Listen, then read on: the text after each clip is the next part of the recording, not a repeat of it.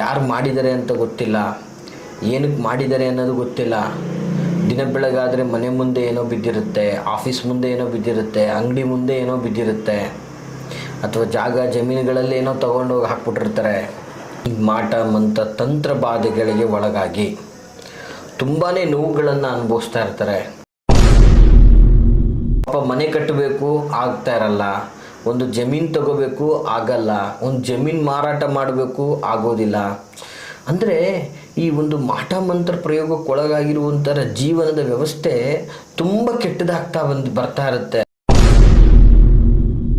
ಅವ್ರಿಗೆ ಉದ್ಯೋಗದಲ್ಲಿ ನಷ್ಟ, ದುಡ್ಡು ಉಳಿತಾ ಇರೋದಿಲ್ಲ, ಯಾರೂ ಅವ್ರ ಹತ್ರ ಬರ್ತಾ ಇರೋದಿಲ್ಲ, ಒಂದು ಇವರು ಅಂದ್ಕೊಂಡಂತಹ ನಡೆಗಳು ಯಾವುದು ನಡೀತಾ ಇರೋದಿಲ್ಲ, ತುಂಬಾ ಒಂದು ರೀತಿಯಾದಂತಹ ಸಂಕಷ್ಟವನ್ನು ಅನುಭವಿಸ್ತಾ ಇರ್ತಾರೆ.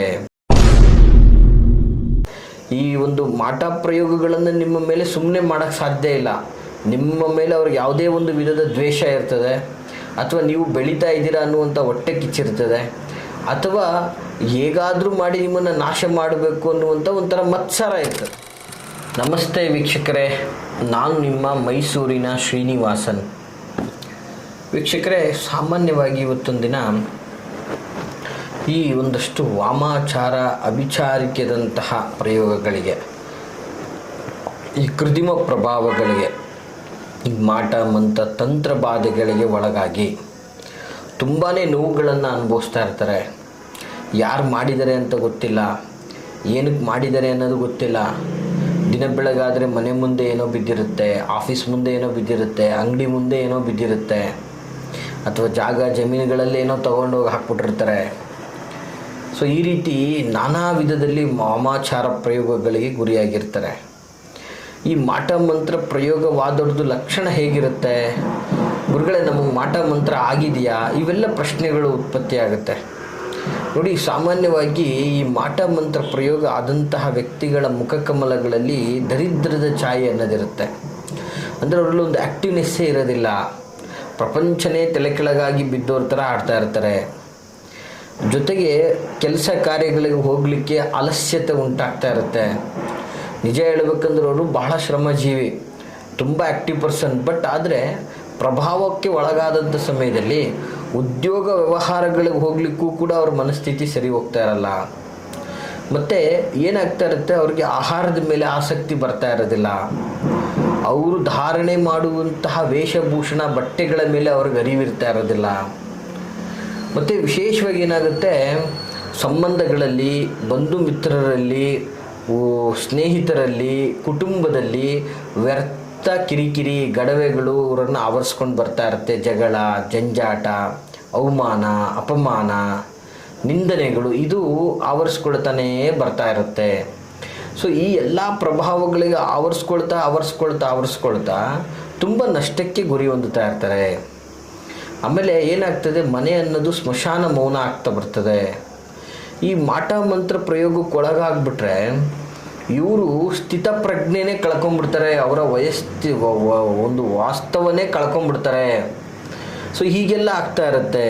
ಅವ್ರಿಗೆ ಉದ್ಯೋಗದಲ್ಲಿ ನಷ್ಟ, ದುಡ್ಡು ಉಳಿತಾ ಇರೋದಿಲ್ಲ, ಯಾರೂ ಅವ್ರ ಹತ್ರ ಬರ್ತಾ ಇರೋದಿಲ್ಲ, ಒಂದು ಇವರು ಅಂದ್ಕೊಂಡಂತಹ ನಡೆಗಳು ಯಾವುದು ನಡೀತಾ ಇರೋದಿಲ್ಲ, ತುಂಬಾ ಒಂದು ರೀತಿಯಾದಂತಹ ಸಂಕಷ್ಟವನ್ನು ಅನುಭವಿಸ್ತಾ ಇರ್ತಾರೆ.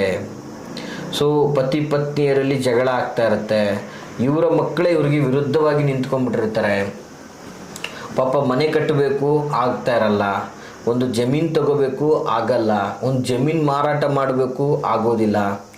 ಅಂದರೆ ಈ ಒಂದು ಮಾಟ ಮಂತ್ರ ಪ್ರಯೋಗಕ್ಕೊಳಗಾಗಿರುವಂಥರ ಜೀವನದ ವ್ಯವಸ್ಥೆ ತುಂಬ ಕೆಟ್ಟದಾಗ್ತಾ ಬರ್ತಾ ಇರುತ್ತೆ. ಅಂದರೆ ಒಳ್ಳೆ ವ್ಯವಸ್ಥೆಯಲ್ಲಿದ್ದಂಥವ್ರು ಧನಕನಕಗಳಿಂದ ಸಮೃದ್ಧಿ, ಆಸ್ತಿ ಅಂತಸ್ತಿಂದ ಸಮೃದ್ಧಿ, ಸಂಬಂಧಿಕರಿಂದ ಸಮೃದ್ಧಿ, ಎಲ್ಲ ವಿಧದಲ್ಲೂ ಸಮೃದ್ಧಿಯಾಗಿದ್ದಂಥ ವ್ಯಕ್ತಿ ಪಾತಾಳಕ್ಕೆ ಇಳಿದ್ಬಿಡ್ತಾನೆ, ಅವಮಾನಕ್ಕೆ ಗುರಿಯಾಗ್ತಾನೆ, ಕೀಳಾಗಿ ನೋಡುವಂಥ ವ್ಯವಸ್ಥೆ ಹೋಗ್ತದೆ. ದುಡ್ಡಿಗೆ ದರಿದ್ರ ಅನ್ನೋದು ಹುಟ್ಟುಬಿಟ್ಟಿರುತ್ತೆ. ಹೀಗೆ ಅವ್ರ ಕೆಲಸದವರು ಅವ್ರ ಮಾತು ಕೇಳೋದಿಲ್ಲ, ಅವರ ಯಜಮಾನಿಕೆ ನಡೆಯೋದಿಲ್ಲ, ಹೀಗೆಲ್ಲ ಆಗ್ತಾ ಇರುತ್ತೆ. ಈ ಎಲ್ಲ ಪ್ರಭಾವಗಳನ್ನು ನೋಡಿದಾಗ ನಿಮಗೆ ಮಾಟ ಮಂತ್ರ ಆಗಿದೆ ಅನ್ನುವಂಥ ಸೂಕ್ಷ್ಮಗಳು ನಿಮಗೆ ಗೊತ್ತಾಗ್ತಾ ಹೋಗುತ್ತೆ. ಹೌದು, ಹಾಗಾದರೆ ಯಾರು ಮಾಡಿಸ್ಬೋದು ನಮಗೆ, ಯಾಕೆ ಮಾಡಿಸ್ಬೋದು ನಮಗೆ ಅನ್ನುವಂಥದ್ದು ನೋಡಿ. ಇವತ್ತು ಅಸೂಯೆ, ಇದರ ಮೂಲನೇ ಇದು ಅಸೂಯೆ, ದ್ವೇಷ ಮತ್ತು ಮತ್ಸರ. ಇವುಗಳಿಂದನೇ ಈ ಒಂದಷ್ಟು ಜನಗಳು ಇದನ್ನು ಮಾಡುವಂಥದ್ದು. ಈ ಒಂದು ಮಾಟ ಪ್ರಯೋಗಗಳನ್ನು ನಿಮ್ಮ ಮೇಲೆ ಸುಮ್ಮನೆ ಮಾಡೋಕ್ಕೆ ಸಾಧ್ಯ ಇಲ್ಲ. ನಿಮ್ಮ ಮೇಲೆ ಅವ್ರಿಗೆ ಯಾವುದೇ ಒಂದು ವಿಧದ ದ್ವೇಷ ಇರ್ತದೆ, ಅಥವಾ ನೀವು ಬೆಳೀತಾ ಇದ್ದೀರಾ ಅನ್ನುವಂಥ ಹೊಟ್ಟೆ ಕಿಚ್ಚಿರ್ತದೆ, ಅಥವಾ ಹೇಗಾದರೂ ಮಾಡಿ ನಿಮ್ಮನ್ನು ನಾಶ ಮಾಡಬೇಕು ಅನ್ನುವಂಥ ಒಂಥರ ಮತ್ಸರ ಇರ್ತದೆ.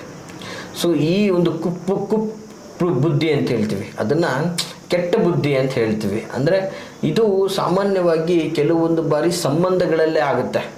ಯಾಕಂದರೆ ಅವು ಆಸ್ತಿ ಪಾಸ್ತಿಯಲ್ಲಿ ಭಾಗ ಕೇಳಿಬಿಟ್ರೆ ಇವನಿದ್ದರೆ ಅಲ್ವಾ ಭಾಗ ಕೇಳೋದು, ಈ ಥರದ ಪ್ರಶ್ನೆಗಳು.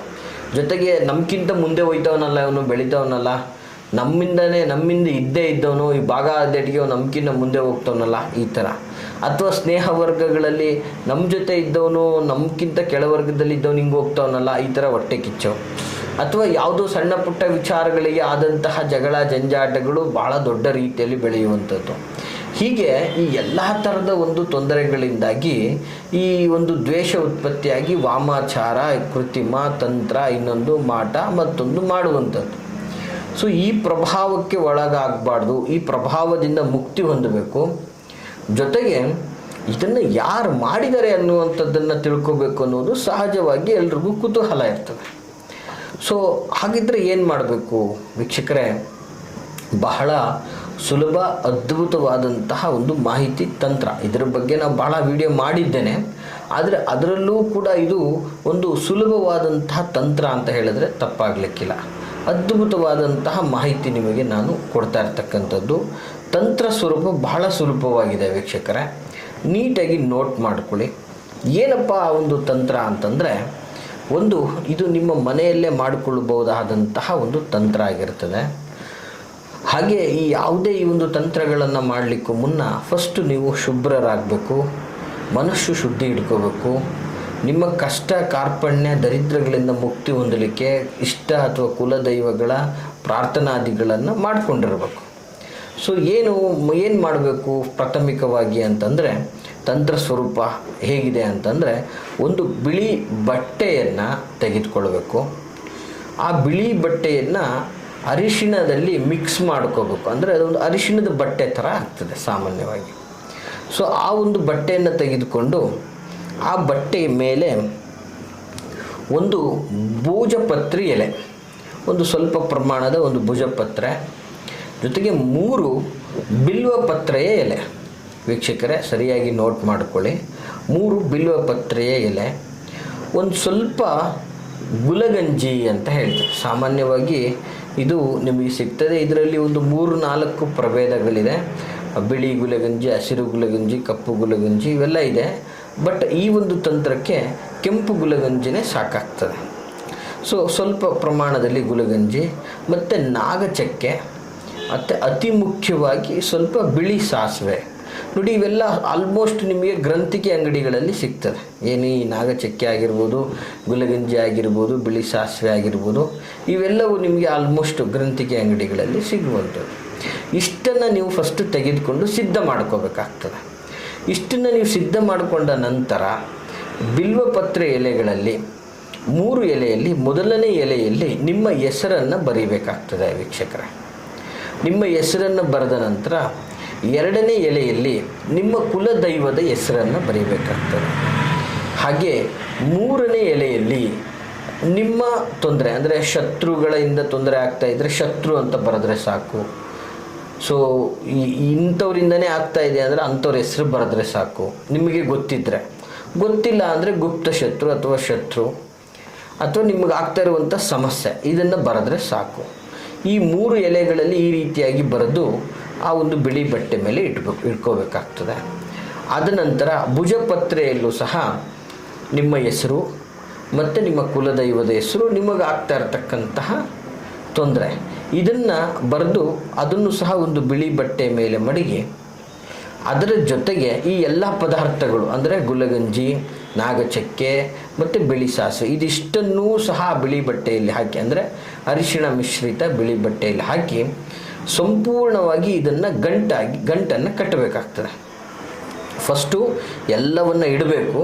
ಆ ಇಟ್ಟ ನಂತರ ಅದಕ್ಕೆ ನೀವು ಸಂಪೂರ್ಣವಾಗಿ ಕುಂಕುಮ ಅರಿಶಿಣದಿಂದ ಒಂಚೂರು ಕುಂಕುಮ ಅರಿಶಿಣವನ್ನು ಲೇಪನ ಮಾಡಿ ತದನಂತರ ಅದಕ್ಕೆ ಅಕ್ಷತೆಯನ್ನು ಸಮರ್ಪಣೆಯನ್ನು ಮಾಡಬೇಕಾಗ್ತದೆ ವೀಕ್ಷಕರೇ. ಅಕ್ಷತೆಯನ್ನು ಸಮರ್ಪಣೆಯನ್ನು ಮಾಡಿ ವಿಶೇಷವಾಗಿ ಒಂದು ತಿಳ್ಕೊಳ್ಳಿ ವೀಕ್ಷಕರೇ, ಕೆಂಪು ಹೂಗಳಿಂದನೇ ಇದನ್ನು ಪೂಜಿಸಬೇಕು. ಕೆಂಪು ಹೂವಿನಿಂದ ಅಂದರೆ ಕೆಂಪು ದಾಸವಾಳ ಆಗಿರ್ಬೋದು, ಕೆಂಪು ಗುಲಾಬಿ ಆಗಿರ್ಬೋದು. ಸೊ ಈ ರೀತಿಯಾದಂತಹ ಕೆಂಪು ಹೂವಿನಿಂದ ಇದನ್ನು ಪೂಜೆಯನ್ನು ಮಾಡಿ, ಕೆಂಪು ಹೂವು ಪುಷ್ಪಗಳನ್ನು ಸಮರ್ಪಣೆಯನ್ನು ಮಾಡಿ ನೀವು ಭಕ್ತಿಯಿಂದ ಪ್ರಾರ್ಥನೆಯನ್ನು ಮಾಡಬೇಕಾಗ್ತದೆ. ಪ್ರಾರ್ಥನೆಯನ್ನು ಮಾಡಿದ ನಂತರ ಇದನ್ನು ಸಂಪೂರ್ಣ ಗಂಟನ್ನು ಕಟ್ಟಿ ನೀವು ಮಲಗುವಂತಹ ದಿಂಬಿನ ಅಡಿಯಲ್ಲಿ, ನಿಮ್ಮ ತಲೆ ದಿಂಬಿನ ಅಡಿಯಲ್ಲಿ 3 ದಿನಗಳ ಕಾಲ ಇದನ್ನು ಇಟ್ಕೋಬೇಕಾಗುತ್ತೆ ಈ ಗಂಟನ್ನು. ಈ ರೀತಿಯಾಗಿ ಇಟ್ಕೊಳ್ಳೋದ್ರಿಂದ ಯಾರು ನಿಮ್ಮ ಮೇಲೆ ಈ ಒಂದು ದುಷ್ಟ ವಾಮಾಚಾರ ಅಭಿಚಾರದಂತಹ ತಂತ್ರಗಳನ್ನು ಮಾಡಿದ್ದಾರೆ ಅನ್ನುವಂಥದ್ದು ನಿಮಗೆ ಯಾವುದೋ ಮೂಲಗಳಿಂದ ಗೋಚಾರ ಆಗ್ತದೆ. ಈ ಗೋಚಾರ ಆದ ನಂತರ ನೀವು ಈ ಒಂದು ಗಂಟನ್ನು ನಿಮ್ಮ ಮನೆಯ ಮುಖ್ಯ ದ್ವಾರದ ಒಳಭಾಗಕ್ಕೆ ಆದಂಗೆ ಈ ಗಂಟನ್ನು ಕಟ್ಟೋದ್ರಿಂದ ನಿಮ್ಮ ಮೇಲೆ ಆಗಿರ್ತಕ್ಕಂತಹ ಪ್ರಯೋಗಗಳು ಕೂಡ ನಿಮಗೆ ನಾಶವಾಗ್ತದೆ. ಸೊ ಈ ಒಂದು ತಂತ್ರದಿಂದ ನೀವು ಈ ಮಾಟ ಮಂತ್ರ ಪ್ರಯೋಗದಿಂದ ಮುಕ್ತಿಯನ್ನು ಸಹ ಹೊಂದಬಹುದು, ಮತ್ತು ಯಾರು ಮಾಡಿದರೆ ಅನ್ನುವಂಥದ್ದು ಸಹ ತಾವು ತಿಳ್ಕೋಬೋದಾಗಿರುತ್ತದೆ. ಅಂತಹ ಒಂದು ಅದ್ಭುತವಾದಂತಹ ತಂತ್ರ ಇದಾಗಿರ್ತದೆ ವೀಕ್ಷಕರೇ. ಇದನ್ನು ಶುದ್ಧ ಮನಸ್ಸಿನಿಂದ ಏಕಚಿತ್ತರಾಗಿ ಇದನ್ನು ನೀವು ಮಾಡಿ ಅಂತ ಹೇಳ್ತಾ, ಈ ಮಾಹಿತಿ ತಮಗೆ ಇಷ್ಟವಾಗಿದ್ದರೆ ಲೈಕ್ ಮಾಡಿ. ಹಾಗೆ ಯಾರೆಲ್ಲ ಈ ಒಂದು ಪ್ರಭಾವಗಳಿಗೆ ನೊಂದಿದಾರೋ ಅಂತಹ ನಿಮ್ಮ ಸಂಬಂಧಿಕರಿಗೆ, ಸ್ನೇಹಿತರಿಗೆ ಈ ಒಂದು ವಿಡಿಯೋವನ್ನು ಶೇರ್ ಮಾಡಿ ಅಂತ ಹೇಳ್ತಾ, ಅದಲ್ಲದೆ ನೀವು ಮುಕ್ತವಾಗಿ ನಮ್ಮೊಟ್ಟಿಗೆ ಮಾತಾಡಬೇಕು, ನಮ್ಮೊಟ್ಟಿಗೆ ವ್ಯವಹರಿಸಬೇಕು ಅನ್ನುವಂಥದ್ದಾದರೆ ವಿಡಿಯೋದಲ್ಲಿ ಕಾಣ್ತಾ ಇರತಕ್ಕಂತಹ ಸಂಖ್ಯೆಗೆ ಕರೆ ಮಾಡಿ ಅಂತ ಹೇಳ್ತಾ, ಎಲ್ರಿಗೂ ಶುಭವಾಗಲಿ. ನಮಸ್ಕಾರ.